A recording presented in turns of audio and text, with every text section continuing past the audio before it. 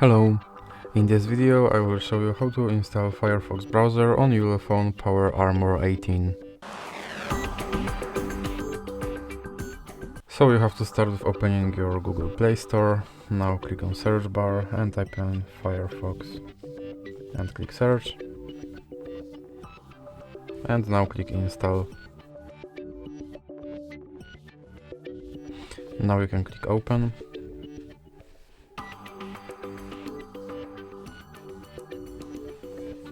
And here you can set your Firefox browser as your default browser, or you can click not now. And now you can sign into your Firefox account, or you can click not now again. And your Firefox browser is now installed and ready to use, so that's it for this video.